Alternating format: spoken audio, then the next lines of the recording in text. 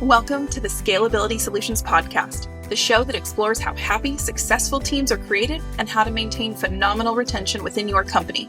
Join us for stories, insights, and client spotlights brought to you by Scalability Solutions, a team who believes you can love going to work every day. On this episode of the Scalability Solutions Podcast, founder Leila Blauner is joined by Dave Lewien, president of GoWest IT. Founded in May 2010, GoWest IT is a managed service provider and information technology consulting firm. GoWest IT supports businesses that rely on technology to deliver their goods and services. And on this episode, we discuss the security, technology, and people considerations you need to make when transitioning to a remote workforce.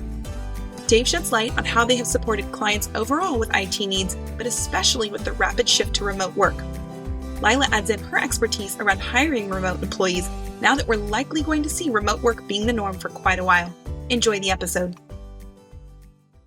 We are so excited to have our guest on today. Dave, welcome to the show. Thank you very much. I'm happy to be here. Yeah, we're happy to have you. And Leila, welcome back as always. Good to be back. Thanks. So Dave, your company handles IT and security needs for companies, including those that don't have their own IT department, and you also augment existing IT departments as well. So what are the most common areas that businesses need help with? Businesses choose an outsourced IT service provider or a managed service provider generally to take care of back office IT. That means supporting servers, firewalls, cloud infrastructure, people, laptops, and computers. And we do all of that. And that's very important.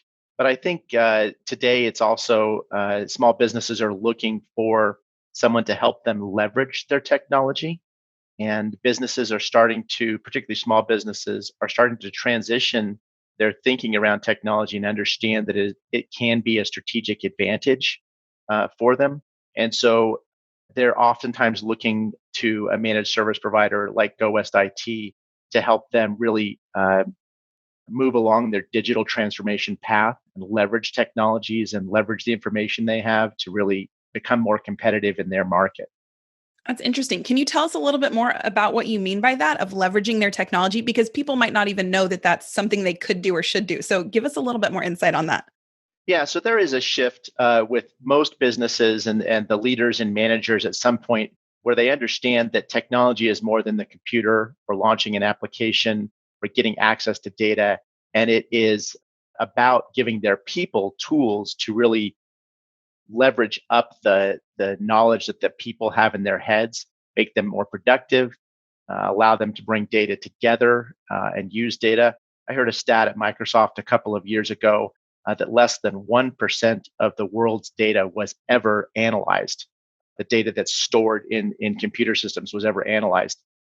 I think the last time I heard that stat, it had actually increased to 2 or maybe 5% of the data that's stored in the world is ever analyzed. So I think small businesses in particular are beginning to make the shift to understand that technology isn't just my laptop and my computer and my server and my firewall, but rather it's the information that we have and that we use to provide value to our customers. Any business when they're delivering services is trying to provide value, and leveraging the data, the technology, the information is part of that. So it's twofold. It's leveraging the data and the technology and then making their people more effective, more productive. You're at the end of the day, oftentimes paying for the brain power that your people have.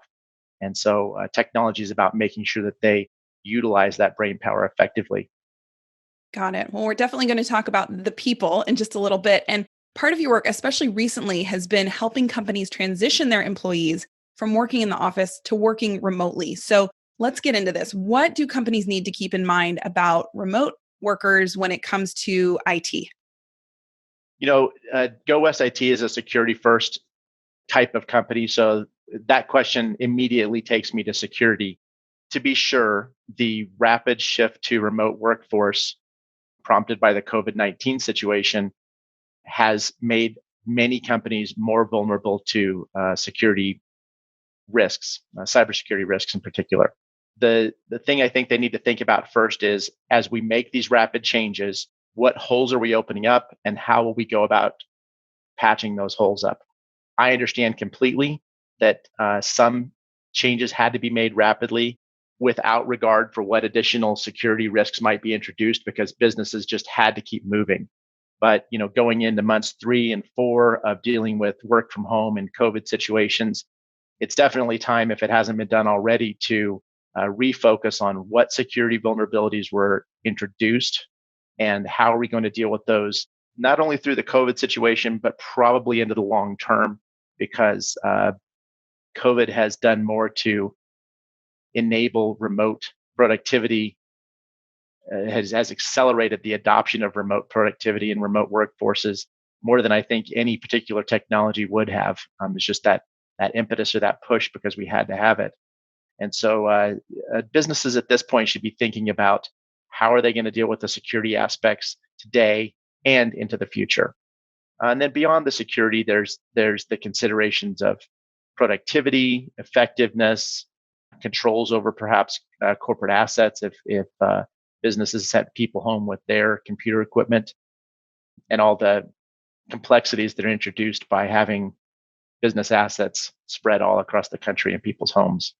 Yeah, it's really interesting to think of all of those details that people might not consider as you shift from working in an office to working at home. So obviously there's security issues and concerns and areas in IT, but then there's also the people. So Leila, when an employee is transitioning to remote work, but they were hired from an in-person position, how can their employer best support them in this transition? And what do they need to keep in mind?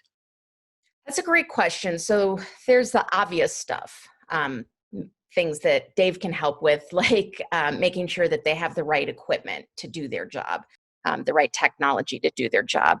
There's also an importance in making sure that the processes that are in place when they are in person are just as efficient when they're working remotely, because that can cause frustration and obviously reduce productivity if not.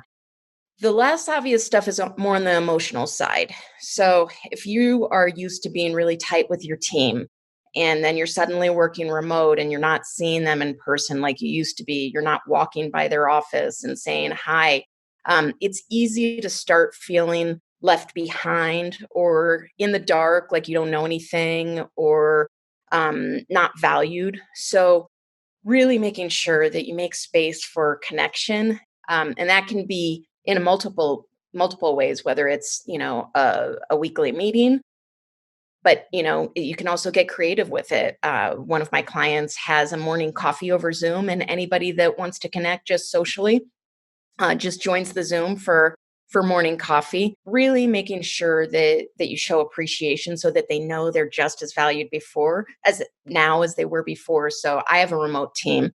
I send very specific notes on things that they did well. If I just say, "Hey, you're doing a great job," that doesn't go very far. But if I say, "Hey, that email that you sent was so valuable because it prompted XYZ," that's very meaningful and makes them feel like they're still really appreciated just as much as they were when they were in person. And then creating space for collaboration so they can still contribute ideas and making sure they still feel in the loop. But the most important is ask them, ask how you can support them in the transition. So, hey, you were in person, you're now remote. I want to know, what do you miss? What are your big concerns and what would really help you thrive? Yeah, as we talk about this, there's so many pieces that maybe you now need to consider. Like Dave said, the IT and the security, but also the connection and how you communicate with people. A team that maybe was always in the office didn't have some sort of chat tool or wasn't familiar with something like Zoom that we're all talking about right now and many of us are using. And to have to make those shifts both in how you interact and the tools that you need to do it, that can be a big shift for people. Dave, do you find that people are sort of struggling with this as you're helping them? Are they embracing it? What's kind of the feeling as you're helping people transition to the remote use of all of this? There are kind of two camps. There are the groups that had already started working towards a more virtual existence, a remote existence, and using remote tools. GoWest IT is a fairly Microsoft-centric company, and so we were very early adopters of the Teams platform. And Teams is much more than just a video platform. It's phone system, it's file storage, it's the front end for SharePoint, it's a lot of tools that can be built into Teams. And there were other customers who were also kind of moving along that path. So they had one experience, which was a much more rapid adoption of that technology because they were thrust into it, but they were ready. And then you've got customers who really hadn't been thinking in that fashion previously. They were still existing in a physical office for the most part.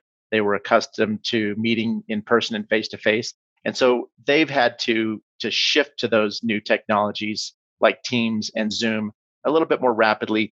And there was definitely some pain on the front end around how they were using that. I think too that now businesses are starting to understand that those platforms are much more valuable than just being able to do a chat and a video call. That there's a lot more to it. And to add on to what Leila was saying about the people and the connectivity, I think we've recognized and are seeing customers recognize that the people we have working for us are all different, right? They're all humans. Some of them work very well remotely. In fact, perhaps better than they did in an office setting, and others really struggle. So it's important to have effective managers who can pick up on the people who are perhaps struggling in those environments and work with them one on one, because again, they're people, they're individuals, to figure out they're going to be able to get those people productive again and make them productive. The tools are important, but the people skills, the check-ins, for someone who's struggling to get things done day to day, perhaps it is a quick meeting in the morning to just talk about what they plan to get done today, and then a quick meeting at the end of the day to find out if they got it done. And if they didn't, what happened that day that kept them from doing it, and how are we going to tackle that again tomorrow? Those are some really great tips, especially as we consider so many people were hired to be in the office, or maybe part of their job is done out of the office, but they're still physically here and checking in. And now we really have this remote workforce for many companies for quite a while. So, Leila, with many companies shifting to remote work and probably realizing that as we need more people, we are going to hire them as remote employees. What do hiring managers need to consider, and what are some of the benefits of being able to hire remote workers in this new time?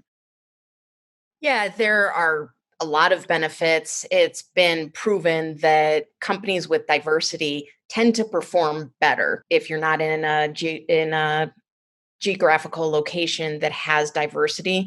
Opening it up to being able to work anywhere, because you're hiring remote obviously increases the numbers. It also increases the number of A players. There are only so many A players that are willing to live in your geographical area. And there are a lot more that can live anywhere. For me, we have a fully remote team, and it's been super useful to have people in multiple time zones. And, it's also nice that they can spend more time with their families and on passions because they're not commuting. I'll jump into what's important in to think about when hiring, because this is really the make or break for success. If you don't have the right people, no matter how great your processes are, it's not going to work. So can they do the job? There's not going to be as much support, most likely, for someone to get this person up to speed and really sit side by side. So, do they have the skills and qualities? And we've talked a lot about this. We just recently did a podcast where we talked about simulations and creating mini work experiences where we can make sure that people actually can do what they think they can do. There's not going to be somebody to walk by the office and notice that they're playing solitaire every single time they walk by, or on Facebook every time. So you got to make sure, obviously, that there's the work ethic, and that they're self-starting, and they don't say things like, my pet peeve is the grammatically incorrect term, I was waiting on. So they've got to be really proactive. It's really important that they have kind of an intellectual curiosity, figure it out skills.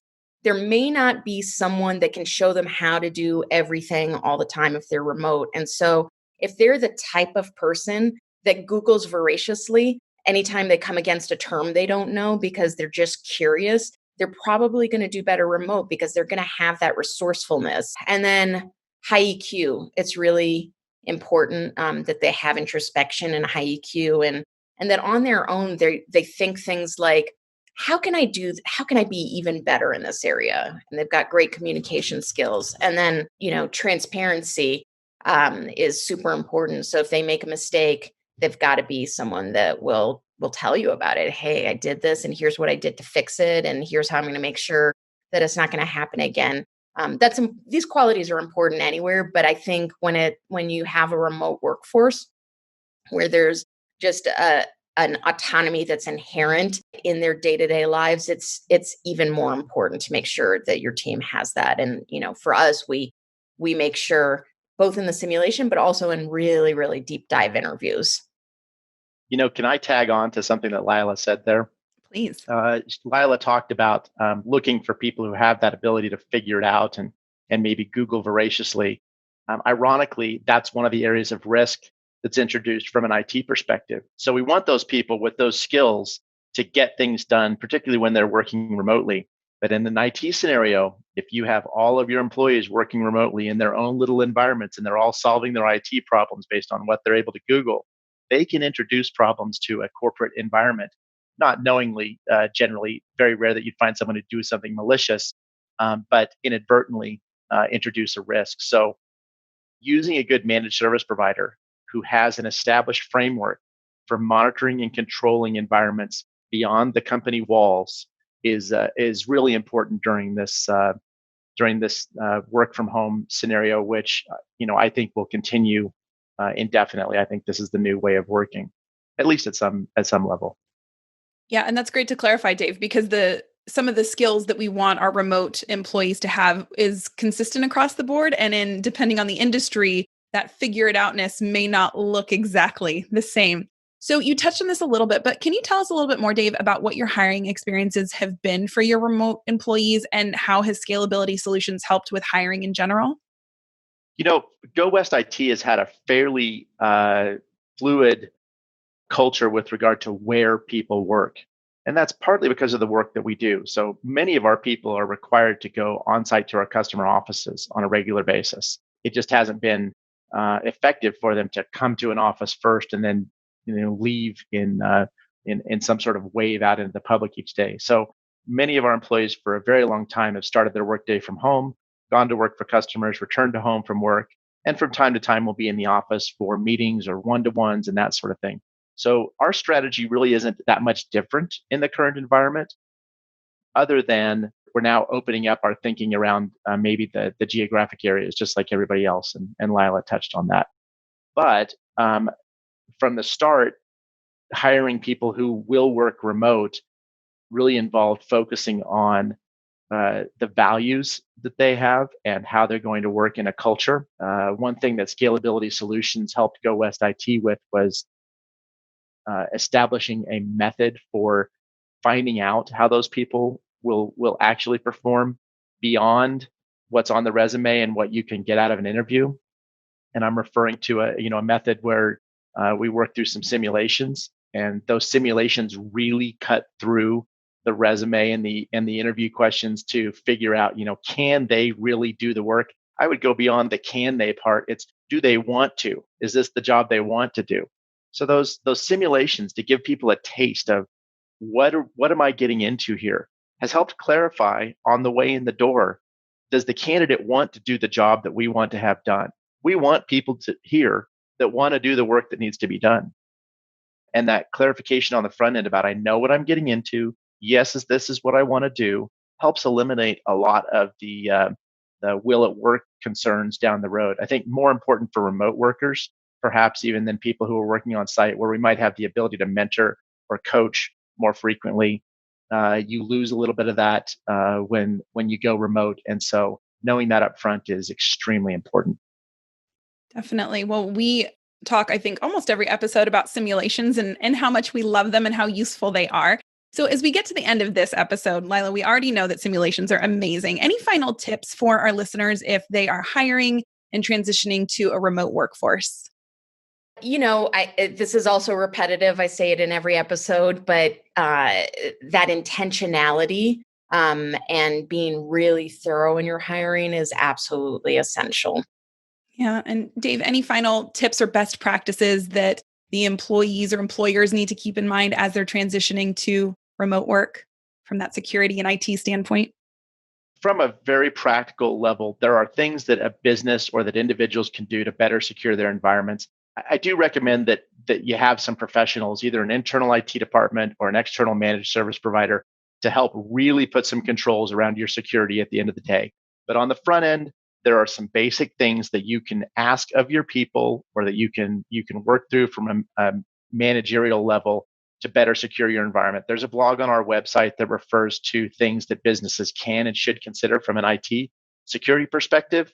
And even if a business can't do all of them, the most important thing from a cybersecurity standpoint, and this is more important now that people are working from home than ever, the most important thing is to start doing something. It's rare that you find a business that does everything that you need to do, but the businesses that do nothing and don't start to close that gap on security are going to find themselves too far behind at some point to catch up, or they'll find themselves experiencing a breach.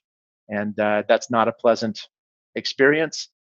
So the more proactive you can be, take it in bites. Start with simple things. Be happy to share a link to the blog on our website, which is just a good checklist. Again, if you can't do everything, that's okay. Start somewhere. Just do something, and we will include that link for our listeners. So Dave, thank you so much for taking the time today and shedding light on what we need to consider as we transition to a remote workforce from an IT and security standpoint. And Leila, thank you so much for talking to us about the people and what we need to consider. So Dave, thanks for being on the show. Thanks very much. It was a pleasure. Enjoyed talking with you.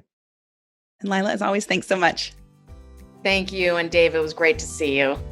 Good to see you, Leila. Thanks again to Dave Lewien from GoWest IT.